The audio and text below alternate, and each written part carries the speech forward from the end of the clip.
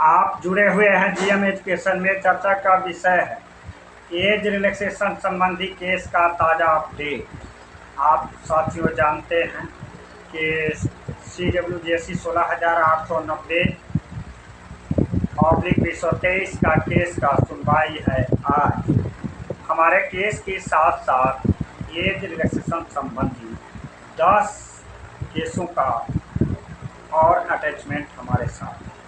इस तरह से 16,890 के साथ 9 केस और अटैचमेंट है और टोटल केस की संख्या 10, जिसकी सुनवाई वेबसाइट पर आज दिखाई दे रही है।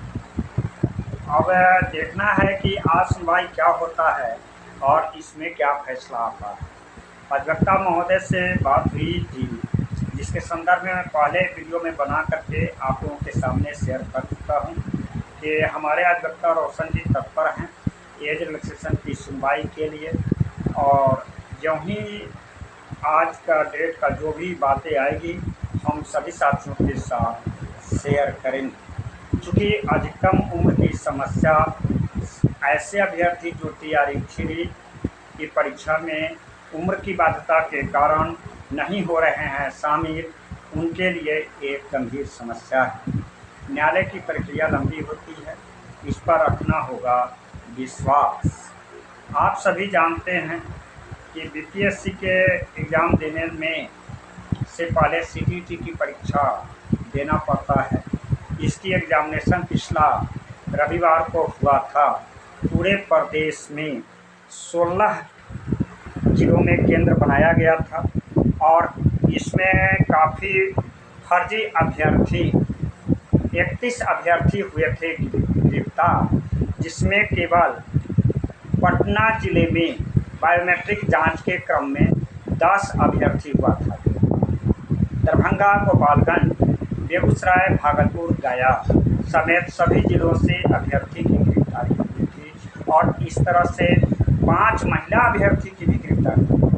तो आप यह समझिए कि करता कोई है, भुगतना किसी और को पड़ता है। चाहे नीट की मामला हो, CTET की दक्षता परीक्षा की मामला हो, आप एक नंबर से ऐसे अभ्यर्थी की दम समझना पड़ेगा कि जिनको एक नंबर से मेधांक में कमी के कारण शिक्षक नहीं बन पाए थे, उनके दिलों और दिमाग में क्या घुसा। और फर्जीवाड़ा निरंतर कानून पर कानून बनते जा रहा है रुकने के, और इधर अभ्यर्थी में परीक्षाएं में अभ्यर्थियों के द्वारा फर्जीवाड़ा नहीं हुआ। इसके लिए जिम्मेदार कौन है? आपको जानते हैं कि NIOS अभ्यर्थी भी चिंतित हैं, वह भी TRE-3 से बाहर हो रहे हैं। अधिकतम उम्र के अभ्यर्थी हो या NIOS TLED अभ्यर्थी, सभी NIOS अभ्यर्थी की निगाहें 29 जुलाई को जो ट्रांसफ़र पिटिशनर केस में निगाहें टिकी हुई थी, जिनका केस संख्या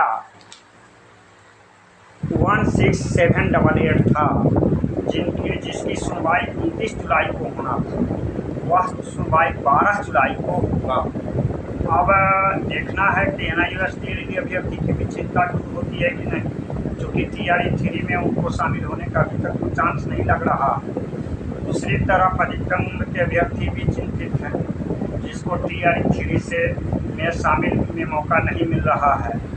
तीसरी तरफ जो प्रवेश करने के लिए CTET की परीक्षा देना चाह रहे हैं, उनमें फर्जीवाड़ा रुक नहीं पा रहा। इस तमाम संदर्भ में जीएम एजुकेशन के माध्यम से मैं बोलना चाहता हूँ कि अधिकतम उम्र के अभ्यर्थी एकजुट होइए। न्यायालय के साथ साथ और भी रास्ता अख्तियार करना होगा, क्योंकि TRE-3 की तो परीक्षा का डेट निकल चुका है 19 जुलाई से 22 जुलाई तक। आगे TRE-4 की परीक्षा में शामिल है।